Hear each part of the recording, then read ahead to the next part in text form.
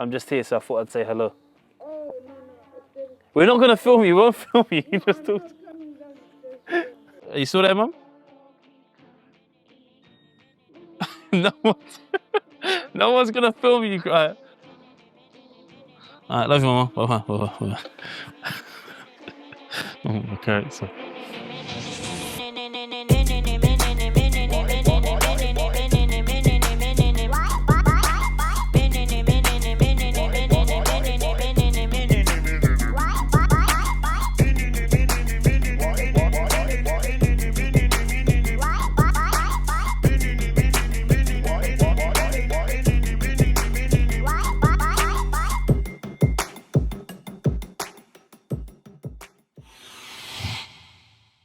London is a crazy place in terms of the gap between rich and poor and how close that can be, and that it is a level playing field.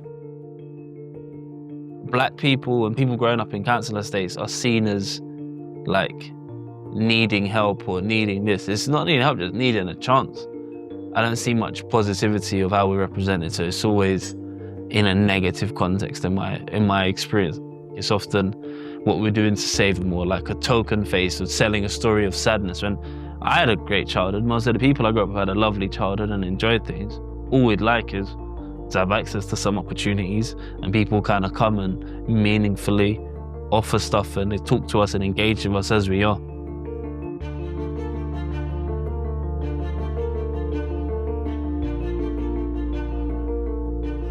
I remember feeling embarrassed, if anything. I remember feeling extremely embarrassed that I couldn't tell anybody that, like, I'm an immigrant, like I don't have these things. So even where I came from, I would have came on a Somaliland passport, but it's a country that the world doesn't recognize. Because that was also a thing, that didn't make sense to me. I'm here, like I've grown up here. I've been to all your schools, like I'm here, I go to the doctor when I'm ill. Why is it so tricky to prove who I am? So I had to go through that process of became British at 21. I had to do like a citizenship test, I had to sing the national anthem. This isn't my culture here. I don't feel, even though I am British, I won't feel British. And I know that I might look Somali, but I don't know anything about the culture really. Knowing where the hell you fit was a very tricky thing, but not that I was actually thinking as a kid, where do I fit? I just knew there wasn't many people I can go and be like, oh, that's that I can understand, that reflects me. I mean, how many times have you been stopped and searched? I've lost, I think any black kid in London is gonna have lost count once you get to an age. You just kind of get used to it. I went to borrow a friend's scooter. His dad saw me on it and tackles me and tells me that he's assumed that I'm robbing his son. Being called Muhammad. We'll just guess my name's Muhammad. Being followed in shops that everyone will remember. And then it would be like when I went to Sussex University. So that was the worst experience of my life probably when it comes to racism. Just eating food. Like it's so ghetto in here. People walking past you like, wagwan blood. I think a lot of black people, women, men of colour will be able to say, yo, there'll be some time where it's just too much. You'll be like, I'm done. Like you just feel fatigued and it's too much. What I love to this day, like when I go football at Mabley or my lot, you can just feel like, I can talk how I want to talk and no one's going to, if there's an issue, everything's so transparent. Someone will let you know there's an issue and you will talk it out. And it's just beautiful. It's the moments I get to relax compared to every interaction at work, at the bank, at the doctors. You don't really get to be who you are. I mean, that's what racism kind of looks like, because there's so many different inputs of what normal is that I'm never gonna adhere to that fully. I kind of have to change to make myself match that.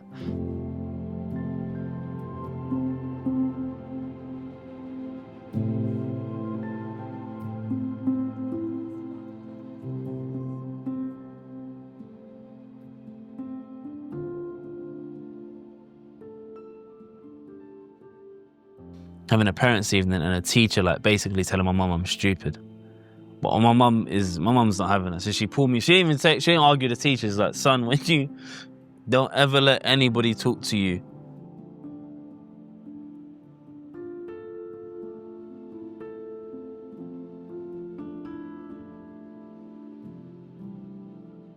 where we were from, where we are from, the coolest kid is the guy on the estate, and who likely is going to be selling drugs. And it's not like they're bad people. That is what the most attainable route is to things. I had 4 older brothers, so I never went without.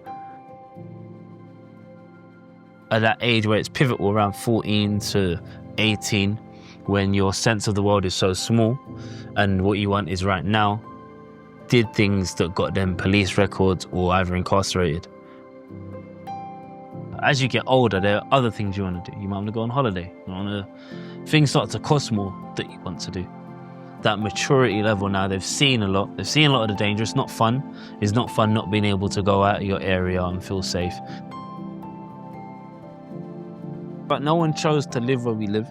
And even like these areas that have these infamous reputations, we moved to where we lived as we couldn't afford anywhere else. In that Hackney at the time, there's no representation of you within it. We know that we could see the Olympic development building up. And we were, others, like, it was certain things you just knew we weren't going to do. And there was no like role model of this is how you get there. PRU stands for Pupil Referral Unit. There are schools in the UK that take kids when they've been kicked out of school. When a kid first comes to you, there is like fear and trepidation of like, oh, we're here. I hoped that I'd have a decent ability to gauge those little boundaries that go beyond teaching. So I'd got into the role, and I just loved from the start of just being able to talk to some of the kids that I think other teachers couldn't reach as I wouldn't. It was just that antagonizing. I'm not moving, bro. Like, because only 1 out of 100 kids who have been excluded will get a pass in English and maths. 1 out of 100, so there's no like incentive for the child there. There's no one you can say like, because then there's all that, the messaging always annoys me. It's like, it's for his best interest. It's for your best interest. His best interest now, there's no chance, like if we look at the data, there's a 1% chance of getting grades now. I don't see how his interests are met. I don't think there's enough like disruption and having like people willing to stand up and have those like hard conversations and fight for these kids.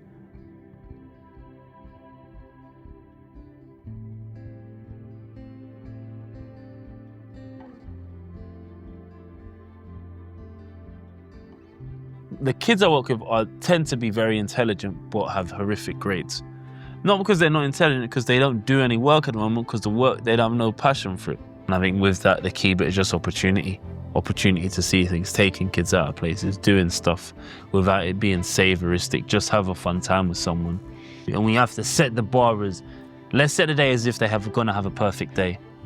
And then God forbid they don't, we can say we've done everything we can today, we'll start fresh tomorrow.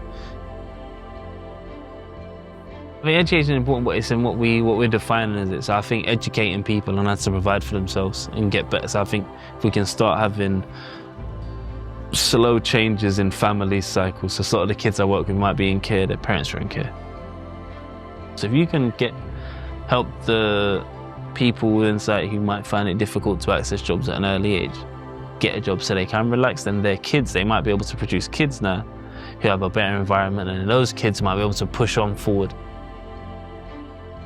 All I really want to do is work with the children that need it and try and impart some change upon their lives. What would you say to Mini Huss who notices there's a lack of opportunities for him, but wants to do something about it? No, like understand what working hard means. So like the discipline of being there every day, and so, like whatever it is you're trying to do, being willing to put in those hours when no one's looking, and not looking so much, not assuming that your experience is everyone else's experience.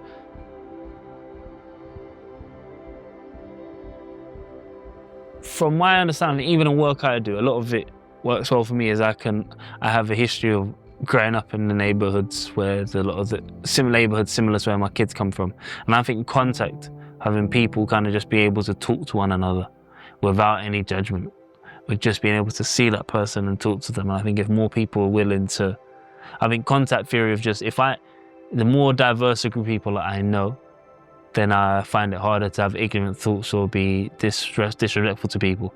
So if there was a way that people could talk to more people from various backgrounds that don't look like them and just know them, I think it would help them. It's harder to then to make decisions that really put certain people to detriment. So just, if there was a way to get more people to talk, anything over a cup of tea, just any chat, and have people kind of mix more than we do currently, I think within little pockets you'd have much better places than we do currently.